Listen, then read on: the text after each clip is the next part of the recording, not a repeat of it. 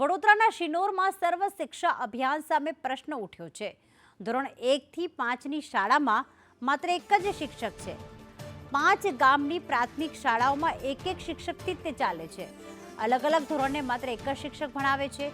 તો દામાપુરામાં 66 વિદ્યાર્થીઓ માટે એક જ શિક્ષક। દામનગર અને નાના કરાની શાળામાં પણ એક જ શિક્ષક છે।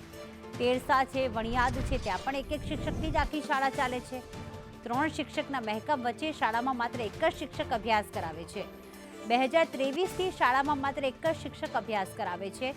2 વર્ષ થઈ ગયા। સર્વ શિક્ષા અભિયાનની મોટી વાતો તો થઈ રહી છે, પણ શિક્ષકોની ભરતી નથી કરાતી।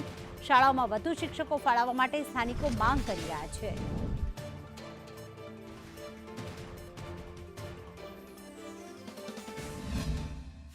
પાંચ શાળામાં બધે અલગ અલગ વિદ્યાર્થીઓ છે। કોઈમાં 18 સંખ્યા છે, કોઈમાં 28 છે, કોઈમાં 39 છે। એવી રીતે બધે અલગ અલગ સંખ્યા હોય છે પાંચ શાળાઓની અંદર। હા, એક શિક્ષકમાં એ રીતે છે કે ભાઈ જે બદલીની જે પ્રક્રિયા છે હાથ ધરાઈ ગઈ છે અને એના દ્વારા જે બીજા શિક્ષક છે નિમણૂક થઈ ગઈ છે। તો આ કામચલાઉ ધોરણે આ અત્યારે એક શિક્ષકવાળી જગ્યાઓ છે। બાકી મહેકમના ધોરણે તો આ જગ્યા ભરાઈ જ ગયેલી છે। સંદેશ ન્યૂઝ આવી પહોંચ્યું છે સિનોડના દામાપુરા પ્રાથમિક શાળામાં। અહીંયા બોર્ડ તો મારેલું છે સર્વ શિક્ષા અભિયાન। અત્યારે અહીંયા આપણે જોઈએ કે આ શાળામાં 1 થી 5 ધોરણ છે અને અહીંયા માત્ર એક શિક્ષક જ છે। 1 થી 5 ધોરણ અને માત્ર એક શિક્ષક। અત્યારે આ બાળકો જોવે તો આપણે એ ગીચો ગીચ પણ બેઠેલા છે અને એક જ શિક્ષક છે। અહીંયા છેલ્લા 2 વર્ષ ઉપરથી અહીંયા એક શિક્ષકથી આ 1 થી 5 ધોરણ ભણાવાઈ રહ્યું છે। આપણી સાથે શિક્ષક પણ છે। સાહેબ, ક્યારથી આવી પરિસ્થિતિ છે?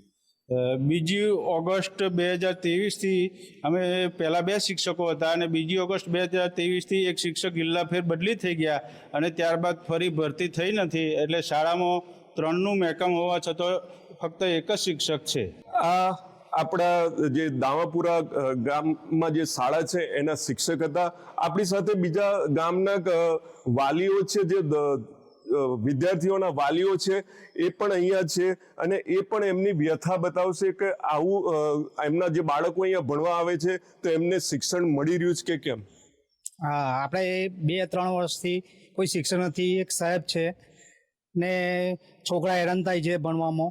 શિક્ષકની સુવિધા પૂરી પાડવી પડે। દામાપુરા ગામમાં પ્રાથમિક શાળામાં શિક્ષક એક જ શિક્ષકે 66 છોકરાને કેવી રીતે ભણાવી શકે, એ માટે એક શિક્ષકની નિમણૂક કરવા બાબતે હું અનુરોધ કરું છું આ લોકોને।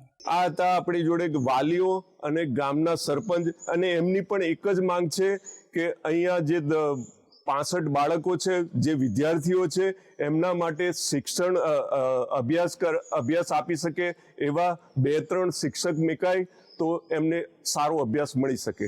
નિલેશ પટેલ, સંદેશ ન્યૂઝ, સિનોર।